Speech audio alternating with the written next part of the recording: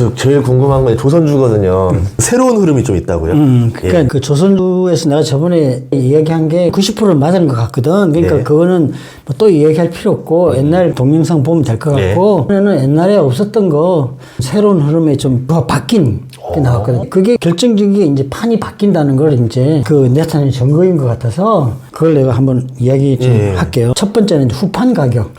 우리 지금 후판 가격에 대해서 말이 많잖아. 그쵸. 후판 가격이 올라가지고 조선사들이 적자가 나고 수준은 많이 했는데 그렇다 그러고 굉장히 말이 많았는데 그것도 잘못 알고 있는 게 지난 한 20년 동안엔 후판 가격이 올라가면은 조선주 주가가 올라갔고 예. 후판 가격이 떨어지면 조선주 주가가 떨어졌거든. 예. 이번에는 후판 가격이 지금 떨어지고 있단 말이야. 예. 근데 주가는 또 올랐거든. 예. 이번에 한 2달 동안에 꽤 올랐잖아요. 오, 예. 그 옛날하고 다른 거야. 근데 사실은 주가가 후판가하고 같이 갈 수밖에 없었던 게 이 조선업이란 게 뭐 나쁘게 말하면 투기산업이라 그래가지고 해운사들이 자기들이 운영하는 배만 발주하는 게 아니고 발주를 했다가 타이밍 잘 맞춰가지고 나올 때쯤 돼가지고 중고선으로 팔라 그러는 게 많거든.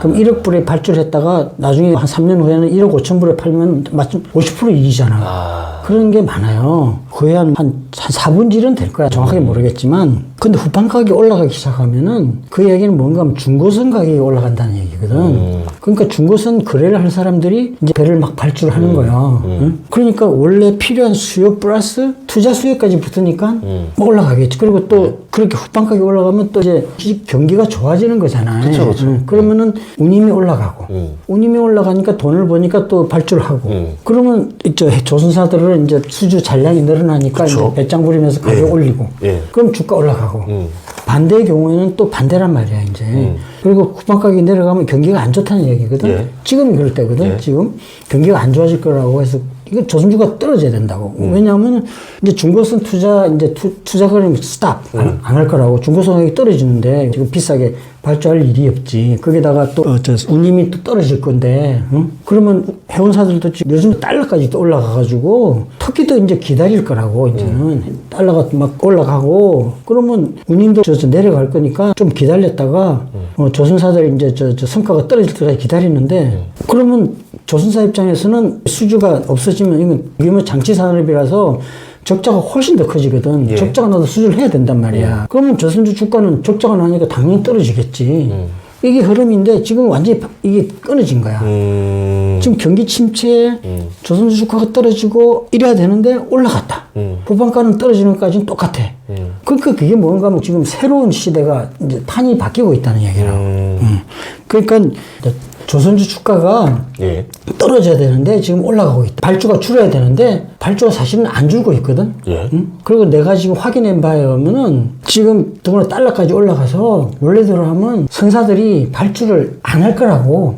그 조선사가 수주가 뚝 끊어져야 돼. 요즘 조금 잠잠하긴 한데 근데 중요한 게 뭔가 하면 이거는 이제 조선사에다 물어보는 것밖에 없는데 확인을 내가 쫙 다 해봤는데 지금도 똑같아. 그 상담, 협상 중이래. 그러니까 지금 너무 지나치게 달러가 올라가고 유로화가 떨어지고 그러니까 조금 주춤한데 조금 잠잠해지면 또 발주는 될 거란 말이야. 그러면 자 조선사는 두 가지로 이익이야. 달러 올라가서 환차선 없고 성과는 그대로 올라가면서 아니면 유지하면서 그대로 이익인 하면서 후반 가격은 떨어진단 말이야. 와, 마진율이 엄청 좋아지겠네요. 엄청 좋아져요.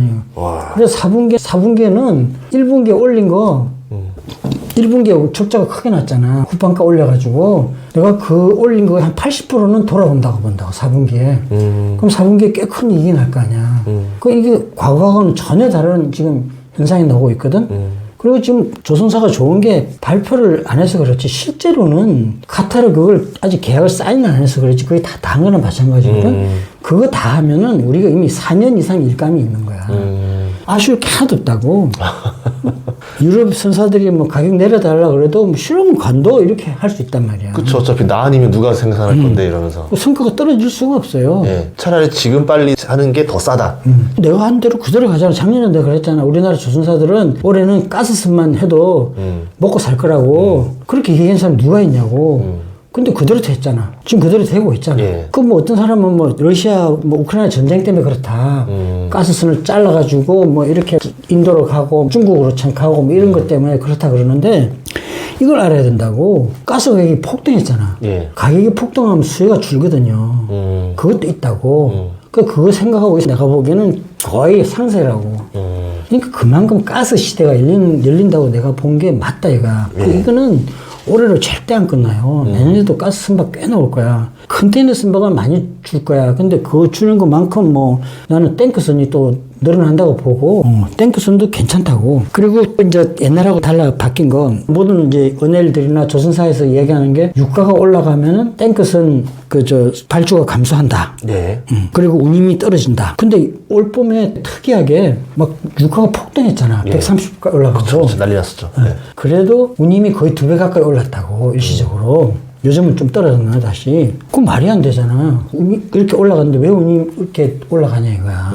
그래 내가 생각을 해보니까 이게 옛날하고 다른 거야. 절반이 탱크선인데 많다고 그래도 근본적으로 지금 탱크선이 어떤 환경 규제에 맞추는 선박이 많지가 않은 것 같아. 내가 뭐 다 조사할 수는 없지만 그냥 상식선에 생각해 보면은 첫째 탱크선이 발주를 많이 안 했고 그다음에 두 번째는 설령이 오래된 것들이 많아지고 있고 무슨 이야기가 하면 가까운데 이런 데는 사부작 하고 운행할 수 있을지 모르겠지만 먼 나라로 이렇게 막 한 달씩 가는 건 쉽지가 않을 것 같다고. 그걸 나타내는 증거가 이번 봄이 아닌가 싶다고.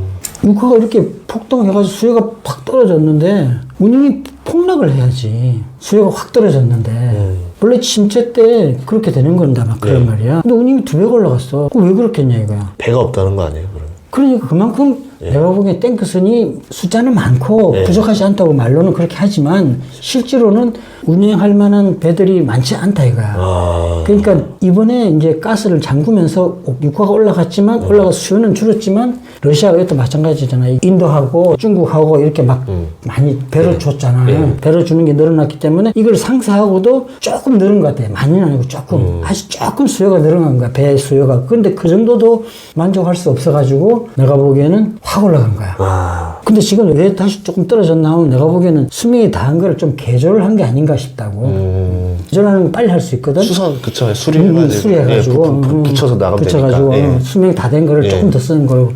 작년까지만 해도 저유황유하고 벙크시어하고 가격 차이 많이 안 났는데 이번에 가격이 폭등하면서 가격 차이 확 벌어졌거든. 전인구 씨 저번에 그랬잖아. 뭐 30년 전 된 배 모니까 기름 엄청 든다고. 기름 엄청 먹죠. 그러니까. 속도를 조금만 올려도 기름 먹는 속도가 달라요. 그냥 제곱으로 올라가 버려요. 그러니까 지금 그런 배가 운행을 할 수가 있겠냐고. 저유황료가 확 비싸졌는데 타산이 안 맞잖아. 그럼 운행을 못했을 거라고. 그리고 장착도 내가 보기엔 그렇게 많이 안 했어. 그냥 저유황유 사가지고 타다가 폐선시킨다고 해가지고 이렇게 놔뒀는데 이런 일이 생긴 거예요. 약간의 수요가 늘어났는데 그것조차도 지금 커버를 못하는 거야. 그러니까 마진이 안 나서 못 돌리는 거네. 마진이 안 타서. 그럼 내년에는 근데 이제 또 속도 규제가 온단 말이야. 내년에는 조금 약한데 내후년은 더 하고 내후년은 더 하거든. 그럼 이렇게 되면은 점점 더 배는 또 1년 더 노후화되고 그럼 점점 더 탱크 수요가 늘어난다고. 그러면 배 숫자가 문제가 아니라 못 써먹는 배가 늘어난다는 얘기예요. 그렇지. 그리고 지금 폐선할 때가 다 된 배를에다가 스크럽을 설치할 수가 없잖아. 아까 개조를 해도 몇 년 더 타는 정도지. 근데 내가 보기엔 개조는 할 것 같아. 그래도 그렇게 많지는 않을 거고. 근본적으로 탱크선의 문제는 이 운유의 수명이에요, 사실은. 그래서 많이 하지는 못할 것 같아. 가스 운반선이나 컨테이너선처럼 그렇게 폭발적으로 터지진 않는다고. 내년부터 이게 수요가 늘어나도 운임이 막 팍 올라가도 왜냐하면은 선주 입장에서 내가 선주라 그러면 이게 배를 하면 20년은 타야 되는데 그리고 20년 탄 다음에 또 중고선을 팔아 먹어야 되는데 운유 시대가 뭐 15년이면 끝난다 그러는데 그때는 운유 수요가 없어질 거 아니야. 탱크선 누가 살 거면 내가 15년, 20년은 몰아야지 좀 수익이 날 텐데 한 10년 몰고 그만둔다고 하면 손해가 크잖아. 이거 발주를 못 하는 거야. 이런 약점은 있어요. 그래서 나는 탱크선 운임이 내년부터는 계속 급하게 올라간다고 본다고. 컨테이너 쓴 만큼 갑자기 올라가지는 않겠지. 그렇게 뭐 적체 현상이 나지는 않으니까 이거는 배가 가서 그냥 파이프로 옮기는 거니까 그래도 계속 꾸준히 올라가는. 왜? 이런 생각들을 모두 가지고 있으니까 발주를 안 한단 말이야. 그쵸. 그러면은 배가 부족한 거는 지금 유가 올라가는 것도 마찬가지잖아. 유가가 지금 새로운 유전을 개발을 못해서 올라간 건 아니야. 기름 시대가 끝난다 그래가지고 똑같다 이거. 탱크선도 기름 시대가 끝났는데 누가 발주를 해. 가나만 발주를 안 하니까 열대 해야 되는 거를 5대만 한다고 그러자고. 5대는 그래도 할 거라고. 큰 회사들은, 그런 회사들은 이미 앞을 내다보고 운임이 많이 올라갈 걸 미리 알 거라고 그러니까 발주하는데 중소회사들은 안 한단 말이야. 그러면은 운임이 올라갈 수밖에 없지. 그 내년부터 탱크선 운임들이 계속 올라갈 거라고. 예. 근본적으로. 그러니까 탱크선도 운임이 계속 그렇게 많이 올라가면 또 이제 발주가 좀 나오겠지. 그래서 우리나라가 탱크선도 내년부터는 이제 좀 가기 시작할 거라고. 어쨌든 세상이 바뀌고 있고. 예. 세 번째는 경기 민감주. 우리가 조선하고 해운이 아주 극도의 경기 민감주거든. 그쵸. 옛날하고 다른 거. 예. 경기 침체가 오면은 폭락한다고 주가가. 그런데 올랐잖아요. 그걸 올랐잖아. 판이 바뀌고 있다고. 기후 재앙 때문에 친환경 선박이 나오고 가스 선박이 나오고 옛날에 이런 거 없었어요. 예. 팬데믹 때문에도 안 이랬다고. 만약에 10년 전에 이런 불황이 왔으면은 지금 벌써 떨어졌죠. 그러니까 우리나라 큰 대형 그 해운사고 뒤가 다 망했잖아. 보도가 났잖아. 네. 현대상선은 어쨌든 뭐 산업은행이 살려줘가 살아있고 한진해운은 완전히 공중분해됐단 말이야. 그러니까 세상이 바뀌고 있다고. 네 번째는 이것도 굉장히 조선주의 큰 호황인데 새로운 선박들이 막 시작하는 거야 이제. 3년 정도 지나고 나면은 과거에는 존재하지 않았던 선박들 있잖아. 예. 턱이 많이 나올 게 가스 운반선 못지않게 나올 것들이 2개가 있다고. 예. 순수 운반선. 아직은 엔진 예. 그 이런 것들이 개발이 안 돼가지고 포집하는 기술이 아직 안 돼서 그런데 3년 정도 지나면 난 될 것 같거든. 예. 3년 정도 지나가지고 그린 에너지가 막 늘어나면 내가 그랬잖아. 탄소 배출권 가격이 확 올라갈 거라고. 예. 그러면 우리나라 기업들도 그렇고 제조업하는 전 세계 있는 사람 포집해야지 어떡할 거야. 그거보다 이게 싸니까 포집하는 게 배출권 내는 것보다는. 그럼 포집하면 그걸 갖다가 액화시켜가지고 액화 플랜트도 만들어지겠지만 액화 플랜트 액화시켜가지고 그걸 운반해가지고 다 파먹고 나면 바다에 그 공동구 있잖아. 예. 거기다 집어넣는단 말이야. 우리나라도 저 동해에 집어넣는다 그러더라고. 그리고 그것만 아니라 이제 가스 가격이 많이 이제 폭락하면은 내 생각에는 가스를 가지고 또 수소를 만드는 산업도 꽤 발달할 것 같거든. 근데 그건 이제 그린 수소가 아니라고 그러는데 그쵸. 그걸 만약에 포집을 제대로 하면은 그것도 그린 수소가 되지. 그것도 포집 또 동시에 해가지고 액화시켜가지고 같이 묻으면 된단 말이야. 이 물량이 내가 보기엔 만만치 않을 거라고. 이것도 운반을 전 세계에서 해야 될 거 아니야. 제조업이 전 세계에 흩어져 있잖아. 동남아에도 앞으로 많이 나오면 동남아도 해야지 어떡할 거야. 안 그러면 자기들이 비용을 그보다 더 물어야 되는데 탄소 포집을 해야지 어떡할 거야. 인류가 멸망을 안 하려면 해야 된다는데. 그러니까 내가 보기엔 한 3년 정도 지나면은 본격적으로 그런 배들이 나올 것 같거든. 주문들이. 그리고 또 하나 수소 마찬가지지 뭐. 예. 아니 수소를 팔라 그러면은 예를 들자면 이렇게 사막이 있는 나라가 그렇게 많지 않잖아. 우리나라도 막 우리나라 수소 또 수입해야 되겠지 뭐. 그 사우디에서 수소를 많이 만들었다 이거야. 예. 그럼 그것도 배에 실어가지고 가야 될 거 아니야. 수소는 뭐 더 저온으로 해야 되니까 기술이 더 어려울 거라고. 그럼 수소 운반선 또 발주가 막 나오기 시작하고. 그것도 새로운 흐름이란 말이야. 그 중국 조선사가 우리를 어떻게 따라오냐고 여기서. 우리가 기술이 훨씬 더 앞당기고 지금도 엄청 연구 개발하고 있는데. 옛날보다 훨씬 고부가 가치 선박들 주문이 늘어날 수밖에 없다. 그렇지, 그렇지. 이 얘기죠. 예. 그리고 또 하나, 옛날에는 2003년에서 7년까지 그때 슈퍼 사이클 때 상선, 선박만이었거든. 그쵸. 예. 그러고 나서 2년인가 3년 뛰고 유가가 막 145불 막 이렇게 가면서 해양 플랜트가 터졌던 거야. 예. 그래서 해양 플랜트 하나만 가지고도 우리나라 조선사들이 호황을 또 했거든. 그러니까 주가가 뭐야. 그때 현대중공업이 53만 원인가까지 갔다가 10만 원으로 떨어졌다가 다시 또 53만 원 갔어요. 예. 해양 플랜트 때문에. 근데 이번에는 해양 플랜트도 동시에 와. 비싸졌잖아. 예. 근데 옛날만큼 안 온단 말이야. 아까도 얘기했지. 유전을 개발하는 게 만만치가 않잖아. 개발해가지고 투자하면은 투자비를 못 건질 수가 있으니까. 또 돈이 많이 들어가잖아. 그리고 15년 내에 원유 시대가 종말하면은 손해잖아. 그래서 많이 못 하는데 그래도 어느 정도는 나오고 또 가스는 30년 이상 하기 때문에 가스는 무조건 해요. 예. 지금 가스는 많이 하고 있을 거라고. 그 가스 관련해가지고 FSRU 같은 것도 나오고 가스 관련 이 플랜트가 굉장히 많이 나올 거야, 앞으로. 그러면 해양 플랜트 일부 해다가 옛날 그거 하고 합치니까 내가 그리고 새로운 선박. 그래서 난 이번 이 사이클을 슈퍼 사이클이 아니고 울트라 슈퍼 사이클이라고 그런다고. 옛날보다 훨씬 더 좋다 이거. 저는 내가 보기에는 한 5년은 좋을 거야. 5년은 내가 보기엔 까딱없다고. 그리고 또 한 가지 탈중국을 해가지고 응? 아무래도 중국보다 우리가 유리하니까 아무래도 좋겠지. 우리나라 조선사들이. 탈중국이 해갈수록 심해질 거거든. 그리고 이런 상품들 필수품 같은 경우는 어쩔 수 없지만 조선소 같은 경우는 얼마든지 미국이나 유럽에서 이제 차별화가 될 수 있겠지. 경제적으로도요. 한국 하는 게 더 유리한 게 중고선이 훨씬 비싸단 말이야. 중국산보다. 한 10% 더 비싸더라도 한국에 주문하는 게 낫다고. 근데 워낙 저쪽에서 물동량이 많으니까 할 수 없이 중국에다 발주하는 경우가 대부분이거든. 그쵸. 예. 그러니까 카타르도 하고 싶지 않지만 16척을 준 거 아니야. 후동종합에게. 앞으로는 그러니까 조선업이 우리나라에서 줄 수밖에 없다 이거야. 그리고 또 조선업에 대해서 조선사가 막 적자가 막 난다 그러는데 내가 좀 한 가지 이야기하고 싶은 게 요새 재무제표에 맨날 반영한다고 그러는데 난 이걸 생각을 한번 해봐야 될 것 같아. 쉽게 얘기하면은 전인구 씨가 지금 집 장사란 말이야. 집을 올해 한 척을 지어가지고 돈을 받고 있는데 지금 두 척을 짓고 있어.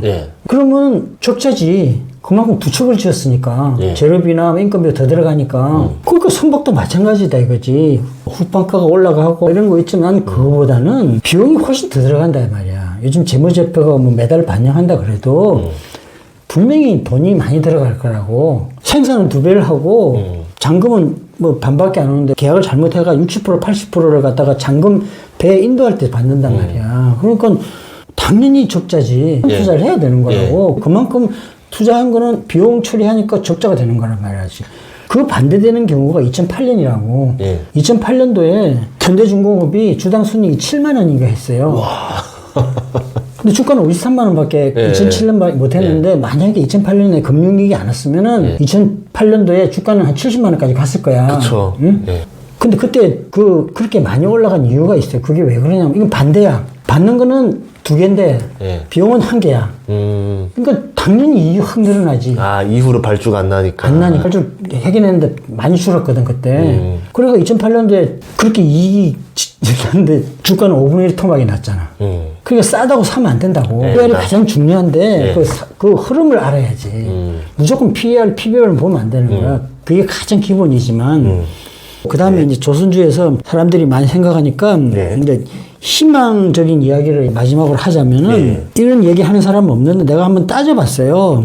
지금하고 내가 보기에는 옛날 그 슈퍼사이클 2003년하고 2007년하고 지금 굉장히 흡사하게 흘러가거든. 그리고 주가도 그렇고 주가도 2003년도에 현대중공업이 2만 몇천 하다가 2004년 3년 11월에까지 2배가 올랐다고. 그때 막 수주를 많이 했거든, 그때도. 2003년 그때. 그러다가 11월부터 무슨 일이 있었냐면 후반가가 폭등을 했어. 그리고 적자가 심해지고, 이건 똑같은 현상이지. 비용이 2배 더 들어가고, 그러니까 많이 했으니까. 그러니까 7개월인가, 11개월인가 하여튼 오랫동안 주가가 막 떨어져가 반토막 났어, 현대중공업이. 그러나서 2004년 7월부터 이제 이게 턴어라운드가 되기 시작한 거야. 비용하고 이제 적자가 벗어나면서 그러나서 3년 동안 조정다운 조정도 없이 20배가 올라갔다고.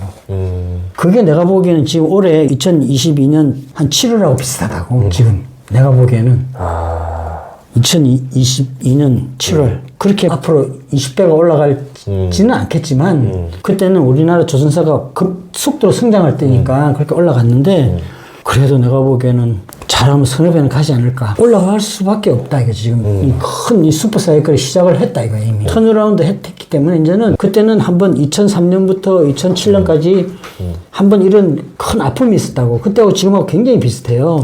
그리고 턴어라운드 되는 것도 굉장히 비슷하다고. 후반가가 내려가고 어쨌든 턴어라운드가 이제 4분기부터 시작할 거거든. 근데 조금 빨리 왔다 이거야 지금. 주가는 빨리 오니까. 그래서 이렇게 이제 계속 가는 거 아닌가 싶다고. 조선주마다 주가 흐름이 다 달라요, 서로. 미포조선은 진짜 빠르게 올랐고, 뭐, 삼성중공이나 대우조선해양은 그거만큼 많이 아주 오르지 못했고. 그때도 똑같아. 현대미포가 더 좋다고 사실은. 내가 그래서 현대미포를 많이 가지고 있는 이유가 대형 3사는 중국에도 경쟁사가 한 3개 있고 일본에도 한 2개 정도 있고 경쟁 회사가 많다고 여기 한국에도 3개까지 하고 나눠 먹고 있지만 중형 조선사는 현대미포가 짱이라고 1등이란 말이야. 독점적이라고. 막 50% 60% 한다고 어떤 경우에는 LPG나 PC 선박선 이런 거 있잖아. 그런 경우에는 걔네들은 그러니까 자기 잘하는 것만 하고 골라서 해요. 아주 배짱이라니까 현대미포는. 그리고 또 이익이 빨리 오잖아.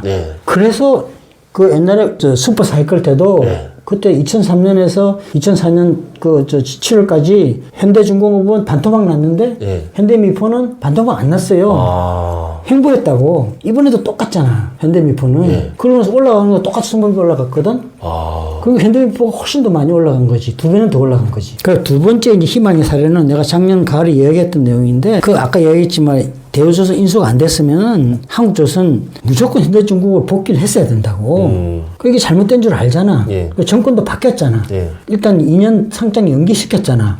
그러면 자, 오너 입장에서는 내가 오너라고 생각을 했어. 이대로는 뭔가 잘못됐잖아. 그 뭔가 자체적인 자기 산업을 하려고 그럴 것 같아. 자기 영업을 하려고 그럴 것 같아. 그거 이제 얼마든지, 그래서 한국조선 좀 올라간 거야. 나는 한국조선이 언제부터 올라갈 거라고 봤냐면은 9월달, 10월달에 판교를 옮기면서, 테크노빌리를 옮기면서 내가 작년 가을에 그랬죠. 올라갈 것 같다고. 근데 조금 빨리 옮겨갔어. 왜냐면 언론 발표가 난 거야. 뭐 SD 사업분가 해가지고 뭐 장비하고 소재를 만들어서 납품한다 그러더라고. 중간 지주사뿐이 아니라 SK텔레콤처럼 자체 영업도 하겠다는 거야. SK텔레콤은 통신업을 자체적으로 하고 있잖아. 밑에 뭐 저 자회사들이 뭐 굉장히 많지만 한국조선도 지금 그렇게 하려는 게 아니에요. 그 다음에 본격적으로는 이제 테크노빌리를 가면서 막 선전도 하고 떠들 거라고. 전기 선박도 하고, 그 다음에 친환경 선박하고, 뭐 스마트 선박하고, 그걸 막 집중적으로 할 거라고. 그래가지고 로열티를 받고, 꼭 뭐 자기 자회사들 뿐 아니라, 다른 회사에도 뭐 또 팔 수도 있고. 오픈 플랫폼처럼 해서. 그렇지. GTT처럼 이렇게 하겠다, 사업을. 그렇지. 그러면 한국조선이 나는 현대중공업을 역전할 수도 있다고 보거든, 주가가. 그리고 그렇게 되면 사람들이 인식이 될 거 아니야. 선박도 전기차처럼 될 수 있겠네? 그럼 또 매수가 들어올 수도 있고. 그래서 나는 조선주가 이제 그때 그렇게 되면 이제, 조선사들도 이제 전기차처럼 오를 수 있겠네 해가지고는 또 수급이 올라가지고, 그거만 올라가는 게 아니라 전체 삼성도 오르고, 대우도 오르고, 전반적으로 오르는 시절이 오닐까. 그리고 그렇게 되면은 솔직히 말해서 이거 현대중공업이나 현대미포는 조금 안 좋아. 왜냐하면 매출하고 이익을 좀 뺏길 수가 있어. 그 내가 이야기했잖아.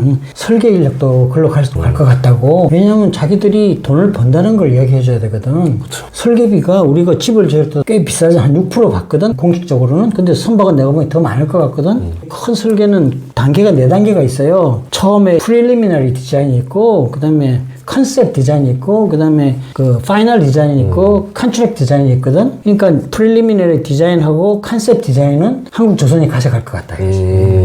그리고 그거는 처음에 막 개념을 하는 거니까 처음에 기초 설계하고 개념을 해가지고 새로운 시대에 맞게끔 개념을 해가지고 만드는 거란 말이야. 그러면 구태여 현장에 있을 필요가 없어요.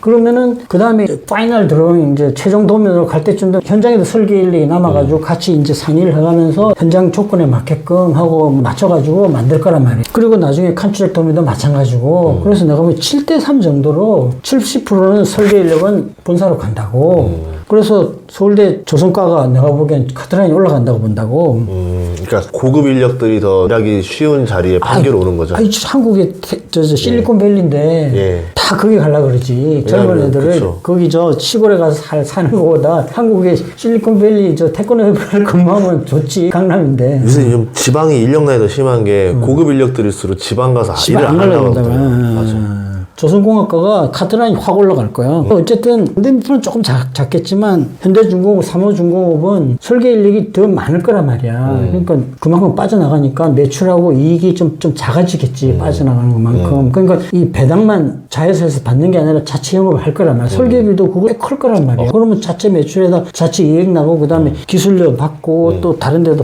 또 수익 내고 하면은 한국조선도 충분히 주가가 올라갈 수 있다고. 그럼 한국조선 주주들도 걱정 안 해도 될 것 같은데 모르겠습니다. 주가는 뭐 대봐야 아는 거고.